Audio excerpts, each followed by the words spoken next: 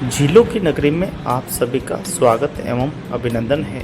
यह दृश्य 12 मई 2025 का खूबसूरत दृश्य है, जहां आप देख पा रहे हैं किस प्रकार से ढलती शाम के साथ कि सूर्य देवता अस्त होते हुए बादल छाए रहे, बरसात हो रही है।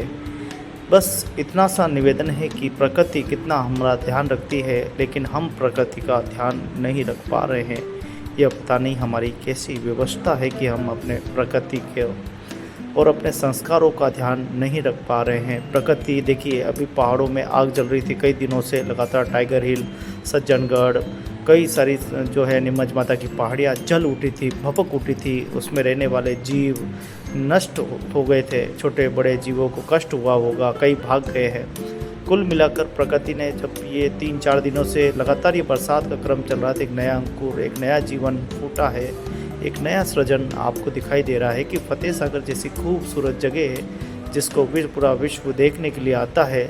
ऐसे सुंदर राजा महाराजाओं की देन है जिन्होंने ऐसी सुंदर सरोवर बनाकर हमारे उदयपुर वासियों को समर्पित की है। लेकिन हम कहीं न कहीं हम अपनी संस्कृति को बिगाड़ रहे हैं। राजा महाराजाओं ने जिस प्रकार से एक लंबी सोच के साथ इनका निर्माण किया था, लेकिन हम देखें कि इस झील के किनारे जिस प्रकार से अश्लील हरकत और जिस प्रकार से श्रम ऐसी घटिया खबरें देखते हैं, ऐसे लोगों को कृत करते देखते हैं, तो मन में बहुत सारी पीड़ा होती है कि क्या ये हमारा यही वही देश है जहाँ वीर शिरोमणि महाराणा प्रताप जैसे योद्धा जन्मे। आज पता नहीं आज की पीढ़ी को क्या हो गया है, गली खाँचों में जहाँ देखो जहाँ मतलब ऐसी अश्लील हरकत करते हैं कि बड़े बुज़ुर्ग सामने खड़े हैं तो उन्हें कोई परवाह नहीं है, कोई लेना देना नहीं है कि उनका क्या वो देखेंगे, क्या उसका इफ़ेक्ट पड़ेगा, क्या कुछ होगा, कोई लेना देना नहीं है। और ये संस्कारों का कहीं न कहीं पतन हो रहा है। जिस प्रकार से मैं तुझे पसंद, तू मुझे पसंद, बस पसंद पसंद में ये पसंद जो चल रही है, इस पसंद में जिस प्रकार की संस्कृति का हनन हो रहा है।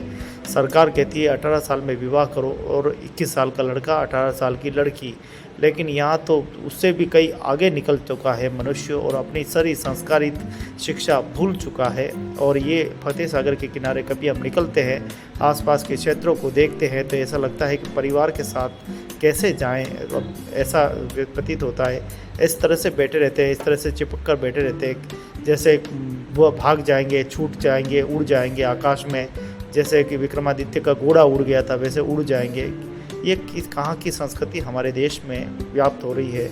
आखिर हम किन विचारधाराओं की तरफ बढ़ रहे हैं, ये व्यक्ति को सोचना होगा कि हम संस्कारों का सृजन नहीं करेंगे, हम अपनी संस्कृति परंपराओं का बिल्कुल ध्यान नहीं रखेंगे तो परंपराएं भी हमारा ध्यान नहीं रखेगी और आने वाले समय में संस्कारहीन जो है परिवार की रचना होगी और जिसमें कोई शर्म नहीं होगी, कोई लाज नहीं होगी, न शर्म होगी, न धर्म होगी, न कर्म होगा, परंतु कोई शर्म नहीं होगी। इसीलिए कहते हैं कि न शर्म होगी न कर्म होगा फिर भी धर्म होगा। कुछ लोग ऐसे अच्छे होंगे जो इस धर्म को लेके चलेंगे, इस धर्म के पूरक होंगे, इस धर्म को आगे बढ़ाएंगे। लेकिन संस्कृति का दोहरा चरित्र जब भी देखते हैं, पिता तुल्य, माता तुल्य, दादा तुल्य सामने खड़े होते हैं, ऐसे चिपक कर ऐसे अश्लील हरकतों में मिलते हैं, तब दिल बड़ा दुखता है।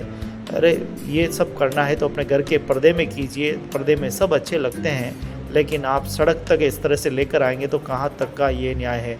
आज की वीडियो में मैंने दृश्य देखा, इसलिए मैंने ये बात कही है कि जो भी युवा युवतियाँ जो अपने जवानी के जोश में है, जवानी तो एक दिन ढल जाएगी, लेकिन ये बातें आपको हमेशा याद रहेगी।